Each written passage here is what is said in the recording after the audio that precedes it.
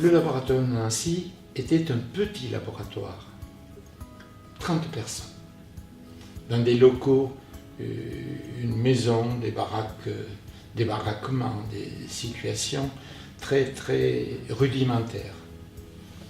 Et il y a eu un chef de laboratoire, Michel Strecher, et c'est lui qui a porté ce projet.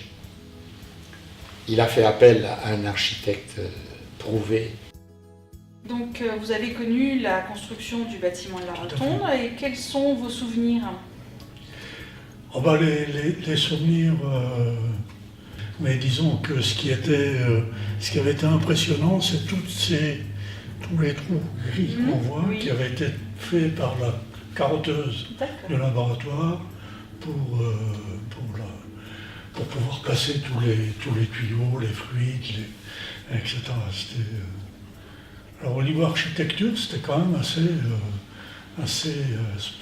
spectaculaire, puisque c'est prouvé qui a quand même fait le bâtiment. Qu'est-ce que vous avez gardé comme souvenir?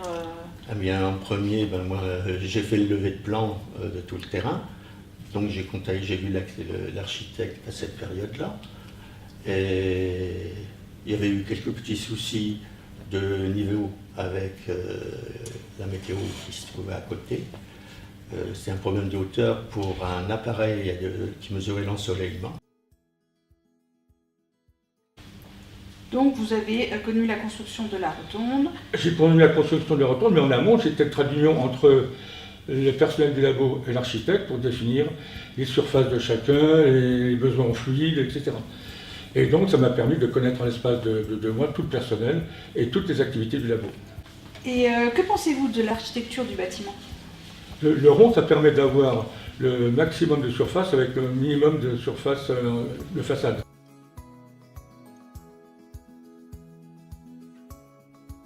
Dans un premier temps, quand je suis passé ici, donc, on voyait les fondations. Oui. Comme je suis redescendu rue Majorelle, je les ai perdues pendant un bout de temps.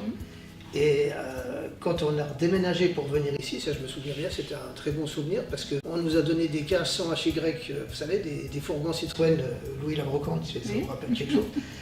Et voilà, nous on faisait l'aller-retour Tomblaine-Majorelle, Tomblaine-Majorelle. On était jeunes, un peu tout fous, donc ça nous plaisait bien, on se promenait, voilà. Et c'est mes plus beaux souvenirs du déménagement, quoi. D'accord.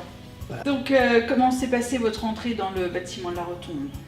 C'est que quand je suis arrivé jeune étudiant, 16 ans et demi, c'était mai 68, j'ai commencé par arriver dans les manifestations intramuros, à Majorelle. Les anciens qui avaient 37 années, c'était déjà des durs de la CFDT, ils ont appelé à voter.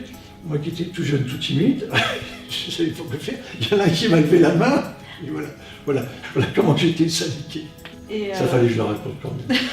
La réalisation du laboratoire, c'était dans l'optique de moderniser l'équipement et de donner une capacité pour répondre aux besoins de la construction des autoroutes en priorité. Pendant la période où nous sommes occupés de la 31, on revenait bosser de 8h, 20h jusqu'à minuit. D'accord. Je ne sais pas si je devrais le dire ça, parce que je ne sais pas si c'était trop légal. Ah ça, trop tard c'est passé. Je sais qu'on avait gagné beaucoup de sous à l'époque. Eh ben c'est bien. Ils ont conservé toutes les informations. Le blême. Ça sert à quoi? Mesurer la finesse des ciments. Ça, c'est pour des contrôles du trafic. Oui, ça c'est. C'est un contrôle de pression. Et ça, c'est une rupture à la traction. Oui, mais attends, le RS4, il y a plus de 50 ans, hein, Michel. C'est quand je suis arrivé. Il y a eu au sous-sol des grands aménagements, comme la presse à béton, le stockage de béton, des choses. Alors que là-bas, c'était des parcs tout à fait archaïques. Hein, avec des régulations thermiques tout à fait approximatives. Ah, ça n'a pas changé. Ça n'a pas changé. Le chemin des éprouvettes, Jean-Marie. Jean-Marie. Ça, c'était une amélioration du poste de travail qu'on avait fait pour que la personne n'ait pas à prendre des éprouvettes. Alors, voilà. Alors. Voilà une bonne rupture. Voilà une mauvaise rupture. Ça, c'est pas bon.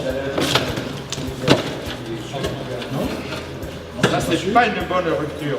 Parce que c'est une rupture en coin en bas. C'est peut-être un... Comprends, mon cher. C'est peut-être un HP.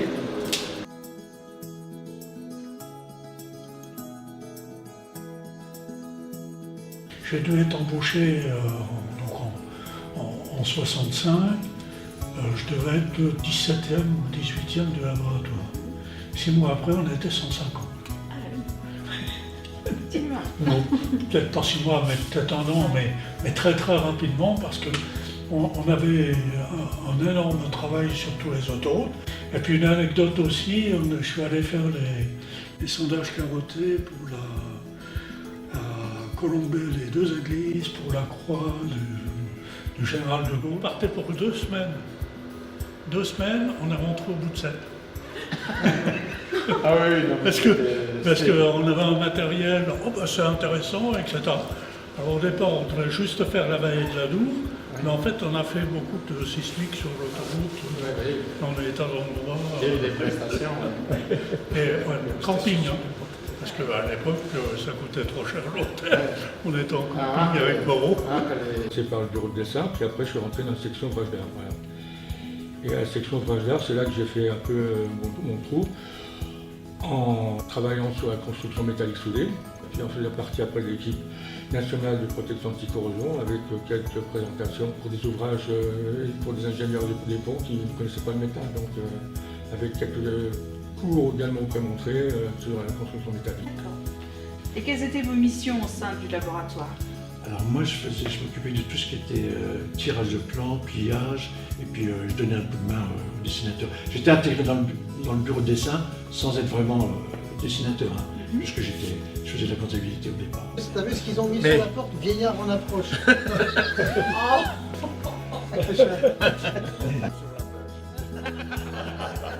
Ah parce que t'étais gâté ici.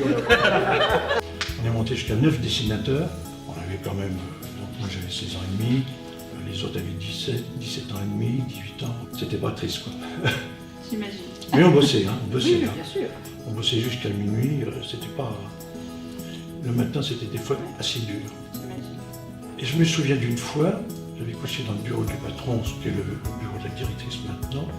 Le patron, Michel Stricher, était arrivé la nuit. Il nous avait dormi, c'est bien, on avait fait notre boulot. Et il avait mis sur un mot, il avait collé un papier, merci aux dessinateurs, tout ça. Ce qui était... Ah, ça, Ça c'est fait gentil. plaisir. Ah oui, c'est une belle reconnaissance, c'est bien.